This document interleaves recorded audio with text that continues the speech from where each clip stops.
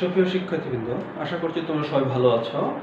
আমি আমাদের যে সাজেশন ভিত্তিক ধারাবাহিক ক্লাস ছিল সেটার আজকে তৃতীয় ক্লাসে উপস্থিত হয়েছি।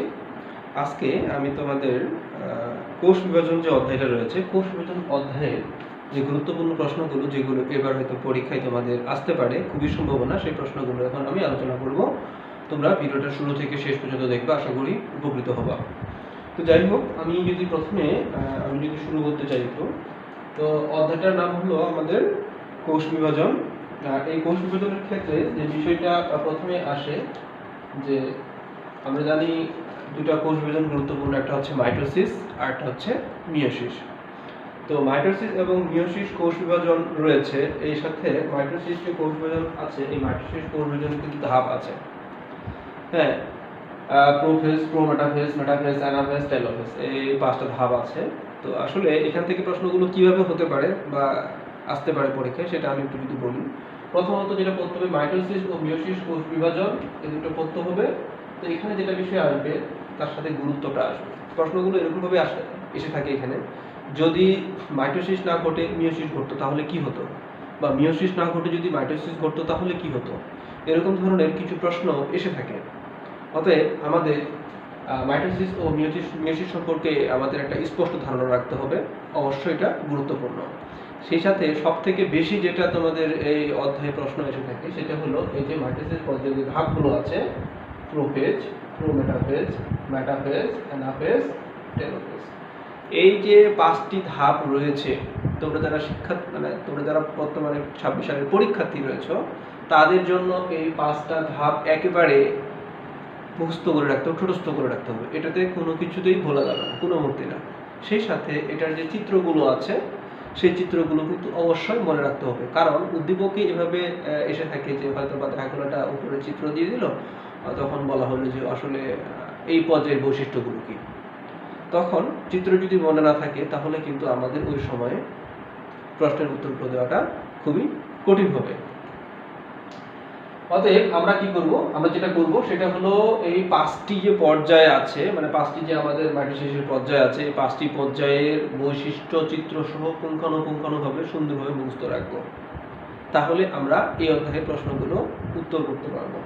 এছাড়া আরেকটা প্রশ্ন আছে 3 নম্বরে, যেটা আমরা ছোট প্রশ্ন যেগুলো আমরা দেখি, ছোট প্রশ্নের মধ্যে আছে যেমন মাইটোসিসকে সমীকরণে বিভাজন বলা হয় কেন। তার কারণ হলো যে মাইটোসিস কোষ বিভাজনটি এমন একটি কোষ বিভাজন যেখানে দেখা যায় যে একটি মাতৃকোষ বিভাজিত হয়ে তার সমগুণ সম্পন্ন অপত্য দুটো কোষ তৈরি করে। মাতৃকোষের যে গুণাগুণ থাকে অপত্য কোষেও সেম গুণাগুণ থাকে, এই জন্য এটাকে সমীকরণিক বা ইকুয়েশনাল ডিভিশন বলা হয়।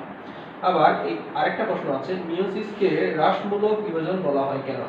মিয়োসিসকে হ্রাসমূলক বিভাজন এই কারণে বলা হয় কারণ এখানে দেখা যায় যে মিয়োসিস কোষ বিভাজনের ক্ষেত্রে আমরা যদি দেখি যে এখানে কিন্তু ক্রোমোজোমটা হ্রাস পেয়ে যায়, ঠিক আছে।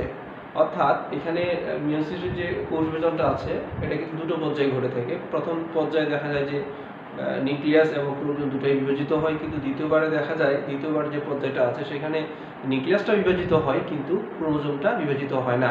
অর্থাৎ মিয়োসিস 2 পর্যায়ে গিয়ে সেখানে দেখা যায় এরকম হয় যে মাইটোসিস ঘটে থাকে। অর্থাৎ মাইটোসিসে যেমন কোষ বিভাজন ঘটে থাকে, মিয়োসিস 2 পর্যায়ে গিয়ে সেম কাহিনীটাই ঘটে থাকে।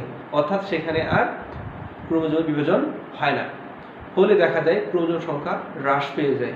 এই জন্য মিয়োসিসকে হ্রাসমূলক কোষ বিভাজন বলা হয়। এই দুটো প্রশ্ন এর জন্য খুবই গুরুত্বপূর্ণ, বিশেষ করে ছোট প্রশ্নের জন্য, যেহেতু আমাদের 2 মার্কের প্রশ্ন এটা।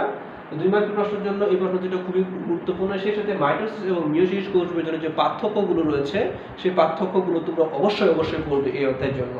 এরপরে আসি আরেকটা প্রশ্ন গুরুত্বপূর্ণ, সেটা হলো টিউমার বা ক্যান্সার সৃষ্টির কারণ।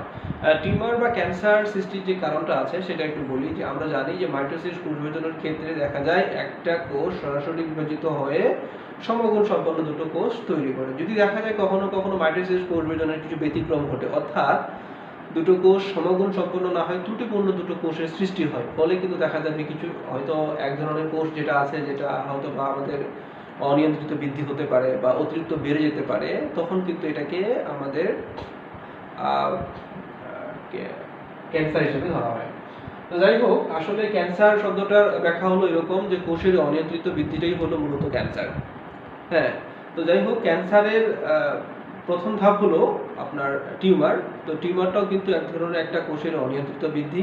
হ্যাঁ, এই জন্য ক্যান্সার এবং টিউমার এই দুটোর যে ইয়াটা আছে, বিদ্যাটা আছে, সেটাকে বলা হয় অঙ্কোলজি।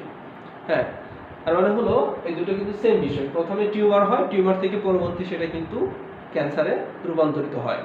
তো আশা করি তোমরা বিষয়টা বুঝতে পেরেছো। এরপরে আরেকটা হলো ইন্টারফেস দশা। ইন্টারফেস দশাটা হলো কি? ইন্টারফেস দশাটা হলো মাইটোসিস কোষ বিভাজনের সময় এই কিছুটা প্রস্তুতিমূলক কাজ করতে হয় বা প্রস্তুতিমূলক কিছু বিভাজন সম্পন্ন করতে হয়। এই যে প্রস্তুতিমূলক যে কাজটা আছে মাইটোসিস কোষ বিভাজন, এটাকে বলা হয় ইন্টারফেস দশা। আশা করি তোমরা বুঝতে পেরেছো।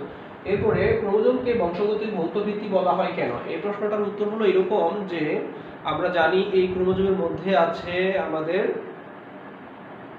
ডিএনএ আছে এবং এখানে জিন আছে। আসলে এই ডিএনএ বা জিনের কাজ কি? জিনের কাজ হলো মূলত আমাদের যে বংশগত যে বৈশিষ্ট্যগুলো আছে সেগুলো হলো এক প্রজন্ম থেকে আরেক প্রজন্মে বহন করে নিয়ে যাওয়া, স্থানান্তর করা। যেহেতু দেখা যায় এখানে আমাদের ক্রোমোজোমের মধ্যে এই জিন আছে, এই জিনগুলো কি করে এই বংশগতির বস্তুগুলোকে প্রজন্ম থেকে প্রজন্মে স্থানান্তর করে থাকে। এই জন্য আমরা সহজ ভাষায় এটাকে আমরা বলতে পারি ক্রোমোজোমকে বংশগতির ভৌত ভিত্তি, কারণ এর মাধ্যমে আমাদের বংশগত বৈশিষ্ট্যগুলো এক প্রজন্ম থেকে আরেক প্রজন্মে সঞ্চারিত হয়। তো এখানে আরো দুটো ছোট সংজ্ঞা আছে, একটা হচ্ছে সাইটোকাইনেসিস আর একটা হচ্ছে ক্যারিওকাইনেসিস।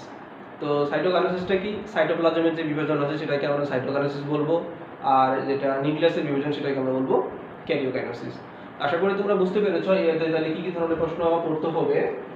আর হ্যাঁ, অবশ্যই তোমরা যারা আমার ভিডিওগুলো দেখো বা ফলো করো, অবশ্যই তোমরা এই ভিডিওগুলো তোমাদের কাছে যারা বন্ধু বান্ধব আছে এদেরকে শেয়ার করে দিবা, তারাও উপকৃত হবে। ধন্যবাদ সবাইকে, টাটা। পরবর্তী কোনো প্রশ্নে দেখা হবে। আল্লাহ হাফেজ।